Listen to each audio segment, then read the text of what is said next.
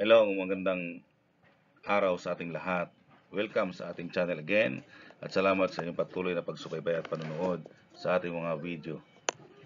Sa oras na ito ay pagpatuloy natin ang aralin tungkol sa Sabbath Day versus the Lord's Day. So ngayon pag-usapan natin Jesus Christ's attitude on the Sabbath Day. Ano bang ginagawa ni Jesus Christ on the Sabbath Day habang siya po ay nabubuhay sa mundong ibabaw? Bilang isang tao ha. So marami siyang ginawa, no? Miracles, healing, 'di ba? So kaya nga minsan binansagan siyang Sabbath breaker, no? O hindi niya sinusunod yung Sabbath day. Okay? Kaya maraming nagagalit sa kanya, mga Pariseo, mga Saduceo nagagalit sa kanya kasi nga nilabag daw niya ang batas ng Sabbath. Tingnan po natin. Matthew 12 verse 7 to 8. If you had known what this word means, I desire mercy, not sacrifice, you would not have condemned the innocent. For the Son of Man is the Lord of the Sabbath. So dito, Jesus taught, He is the Lord of the Sabbath. Pinarating po ng Panginoong Jesucristo ngayon dito, kasi nga, gaya na sinabi ko, maraming tumuligsa sa Kanya na nilabag niya ang batas ng Sabbath. Pero pinakita ng Panginoong Jesucristo, siya ay Diyos ng Sabbath, the Lord of the Sabbath. Na minsan dapat nakita ng mga tao na ang ating Panginoong Jesucristo ay hindi sakop sa batas ng Sabat, kundi sa Kanya ang Sabat, di ba? So, yun po unang natin makikita. Number 2, then he said to them, the Sabbath was made for man, not man for the Sabbath. So the Son of Man is the Lord even of the Sabbath. Marcos 2:27. Kasi dito mayroon siyang pinapagaling no? So, minsan kasi sa atin makikita natin na even Jesus Christ, no? Sabi niya, gaya na sinabi natin kanina, He is the Lord of the Sabbath. At ang Sabbath ay ginawa para sa tao, hindi ang tao ginawa para sa Sabbath. Ginawa ng Diyos yon na mayroong Sabbath, mayroong day of rest, para makapagpahinga ang tao. Hindi naman tayo robot. Ang robot nga napapagod Ang robot nasisira na pag na-overuse. So, binigyan tayo ng Panginoon na 6 days work lang. Then on the 7th day, pahinga. Okay, para makapag-recharge, makapag-refresh, uh, makapag-reflect, no, on that day. So, ang Sabat, ginawa ng Panginoon para may pahinga ang tao. So, kaya sa atin, di ba, minsan sa atin sa panahon natin, may day off, di ba? 6 days work, then may day off isang araw. Para di ka makapagpahinga ka muna, makapagnilay, makapag-recharge, no? At saka etc. makapagkuha ka pa ng ibang lakas, no, di ba? That is the Sabbath na yan ang intention ng Sabbath na ginawa ng Diyos para sa mga Israelita. At sa atin, no, kasi bilang tayo Kristiyano, minsan napulaan tayo na hindi daw tayo ang ating worship day ay naging mali kasi hindi daw Saturday, no? Pero para sa akin naman, as long as we ginuha natin yung isang araw para sa Diyos, okay na yun. Kasi mayroon ka pa rin one day for God, no? And that is the Lord's Day. Yun po ang ginagamit kasi natin ngayon. So Jesus explained that Sabbath was made for man, no? So malinaw po yan. Number 3, Jesus agreed that everyone will do good on the Sabbath day. Sabi ng Matthew 11 to 12, He said to them, if any of you has a sheep and it falls into a pit on the Sabbath, will you not take hold of it and lift it out? How much more valuable is a person than a sheep? Therefore, it is lawful to do good on the Sabbath. Kasi dito tinulig siya kasi mayroon siyang kapagalingin di ba?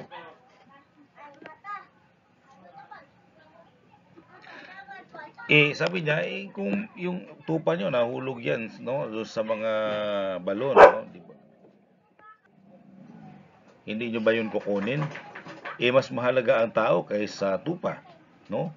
So, minsan kasi masyadong naging mga tao agresibo nung araw.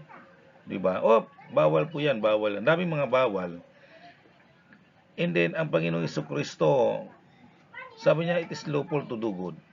No, magligtas ng buhay on the Sabbath day. Di ba? Maghanap ng pagkain on the Sabbath day.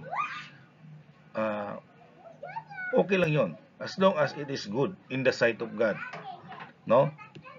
So, yun po ang pinakamahalaga diyan na makikita po natin, no? So, kung titingnan po natin, no, bakit yung ibang establishment 24 hours naman ang operation, 'di ba? 24/7 operation, no? So, pwede ba yung mga nasa ospital, sabihin natin pagdating ng Sabado, walang operasyon, kung mayroong mamamatay doon, di ba? Parang hindi naman yata pwede, no? So, pwede bang sa ating panahon, hindi pwedeng, di ba, kahit Sabado, mayroong pasok sa mga tawag natin, mga palengke, di ba? Lahat ng mga, kung titingnan natin, pag may mga tawag natin, nag-declare ang government na holiday, na non-working holiday, mayroong exemption doon eh. Yung mga nasa disaster, 'di ba? Hindi pwedeng mag-day off kasi siyempre emergency cases, may mga emergency, no? So paano na 'yon? So sa atin, but the Lord Jesus said, it is lawful to do good on the Sabbath. Okay? So 'yun po yung explanation ng Panginoong Jesucristo diyan. Then, number 4, Jesus went to synagogue and read God's law on the Sabbath day. So, sabi dito, he went to Nazareth, where he had been brought up, and on the Sabbath day, he went into the synagogue, as was his custom. He stood up to read. So, Lucas chapter 4, verse 16. No? So, yun po ginagawa ng Panginoong Jesucristo on the Sabbath day. Okay? Magbasa. Punta na ng synagogue para magbasa. He kept the Sabbath day, even his disciples during that day. No? So, kasi nandito pa yung Panginoong Jesucristo noon. No? Kasi siya yung fulfillment kasi ng prophecy. No? So, he read the God's law doon sa mga tao sa harapan doon sa synagogue. Okay? Yun po ang ginagawa niya. So, sabi ng Isaiah 58 verse 13 to 14, if you keep your feet from breaking the Sabbath and from doing as you please on my holy day, if you call the Sabbath a delight and the Lord's holy day honorable, and if you honor it by not going your own way, and not doing as you please or speaking idle words, then you will find your joy in the Lord, and I will cause you to ride in a triumph on the heights of the land, and to the feast of the inheritance of your father Jacob. For the mouth of the Lord has spoken. So, yun po yung sabi ni Isaiah, no? So, if you keep your feet from breaking the Sabbath, so kung hindi mo sinisira yung Sabbath, no, hindi mo nilabag, no? And you're doing, you please, from doing as you please on my holy day. So, dapat hindi natin, sabi no, breaking the Sabbath by doing what is pleased to us. Di ba? Parang, pero sabi ng Lord, kung hindi nyo binibreak yung Sabbath sa pagitan ng paggawa ng inyong gusto, di ba? So there is a reward, no? So therefore, in the Sabbath day, you should, number 1, to delight in the Lord. Dapat yung ating kaligayahan, kasiyahan para sa Diyos lang. Di ba? Sabi nga ng Psalms 37:4, delight yourself unto the Lord, di ba? And He will give the desire of your heart. No? Number 2, to cease from doing your own pleasure. No? Anong ibig sabihin natin dito? Di ba? Huwag nating gawin yung gusto lagi natin. Di ba? Yung pag Sabbath day, naglalaba. Di ba? Nagsha-shopping. Namamasyal. Di ba? It's a day for God. No, para sa atin, no? Yung mispay nga, trabaho pa rin. 'Di ba? Minsan nakalimutan natin, no? Ito yung araw na maglalaro ka buong araw. Di ba? Lalo na ngayon, puro online games. Isa yan sa dapat nating alisin, no? Pag Sabbath day. Kasi to honor God, hindi yung sariling gusto natin. To delight in the Lord, dapat may prayer, no? Prayer, worship God, thanksgiving to God, no? So, yun po yung gusto ng Panginoon dito na mangyayari. Our own pleasure, dapat hindi yan mag-iiral, no? Gawin natin ang gusto ng Panginoon. Bisitahin ang mga may sakit, ang mga nangangailangan, tulungan ang mga nangangailangan, no? Ano pa? Bible study. Makinig tayo ng aralin ng salita ng Panginoon. Magbukas ang inyong mga tahanan nawa sa pakikinig ng Bible study. Minsan kasi, pag sinabi natin Bible study, ayaw ng iba kasi magbago daw ang relihiyon nila. No.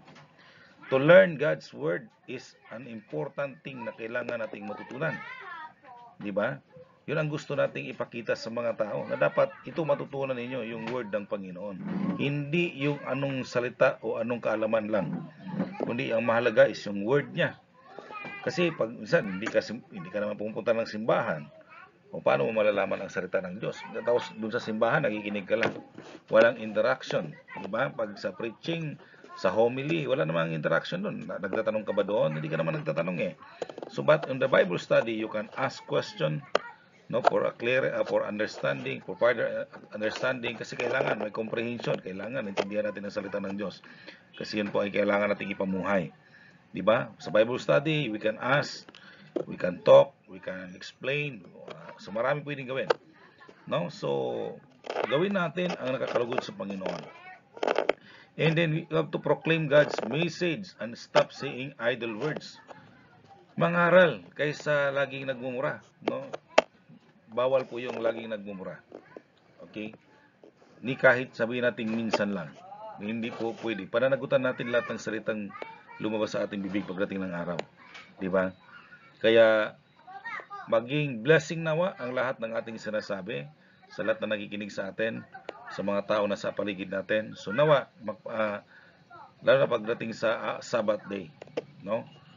Kahit man lang doon, more good words lumalabas sa bibig mo. At mas magalaga is yung Word of God na siyang lumalabas sa bibig natin. Okay? So, yun lang. Maraming salamat sa inyong pakikinig. At panoorin nyo pa, abangan nyo pa yung next na lesson, karugtong nito, no, para mas maintindihan natin ang pagkakaiba nitong Sabbath day and the Lord's day.